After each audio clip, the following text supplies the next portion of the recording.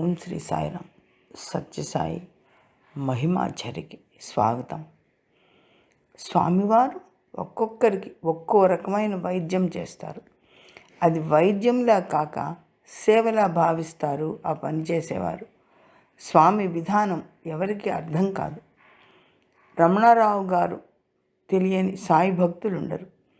1974 సంవత్సరంలో శ్రీ బివి రమణారావు గారికి ఆకలి మందగించి కడుపులో విపరీతమైన నొప్పి, కాళ్ళు చేతులు నొప్పి, ముఖ్యంగా కుడి పార్శ్వం సూదులతో పొడిచినట్లుగా పోటు ప్రారంభమవుతుంది. డాక్టర్ దగ్గరికి వెళితే 3 రకాలుగా పడుకోబెట్టి ఎక్స్రేలు తీసి మర్నాడు వస్తే ఎక్స్రే ఫిల్ములు రిపోర్టు ఇస్తాను, వారం రోజులు పూర్తిగా రెస్ట్ తీసుకోండి అని చెప్తారు.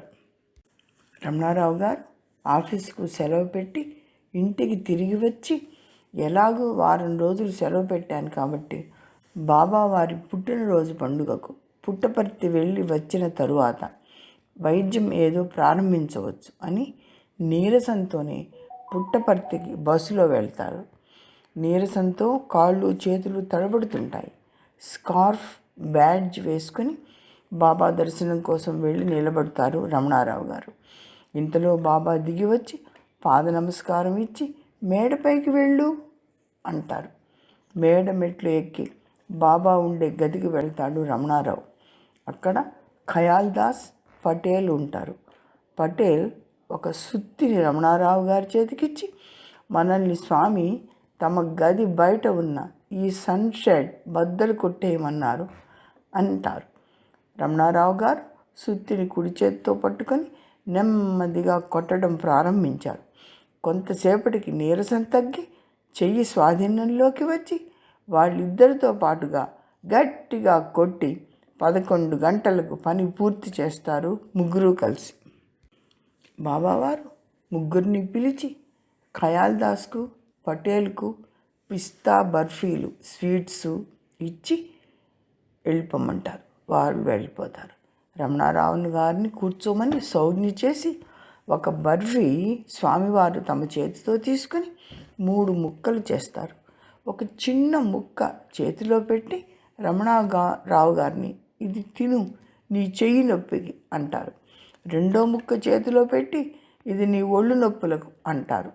3వ ముక్క చేతిలో పెట్టి, ఇది నీ పార్శ్వపు నొప్పికి, నీ 3 రోగాలు తీసేశాను అంటారు బాబావారు. 3 బర్ఫీ ముక్కలు రమణారావు గారు తినేసి క్రిందకి వచ్చి భజనలో కూర్చుంటారు. వారం రోజుల తర్వాత హైదరాబాద్కి తిరిగి వస్తారు. డాక్టర్ వీరి ఇంటికే వచ్చి వీరి పార్శ్వం బాగా దెబ్బతిన్నదని రుజువు చేయటానికి ఎక్స్రే చూపిస్తారు. పుట్టపర్తిలో జరిగిందంతా డాక్టర్కు చెప్తారు రమణారావు గారు. డాక్టర్, ఈ మెరేకల్స్ గురించి తర్వాత చెప్దూ కానీ ముందు హాస్పిటల్లో చేరకపోతే నీవు నీ చావుని కొని తెచ్చుకున్నవాడు అవుతావు అని హెచ్చరించి కోపంగా వెళ్ళిపోతారు. ఇది జరిగి 20 ఏళ్ళు పైన అయింది.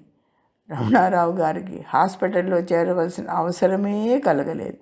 స్వామి ప్రసాదమే మందు, స్వామి మాటలే విందు. ఇది సనాతన సారథి 1983 సంవత్సరం ఫిబ్రవరి నెలలో ప్రచురితమైంది. జై సాయిరామ్.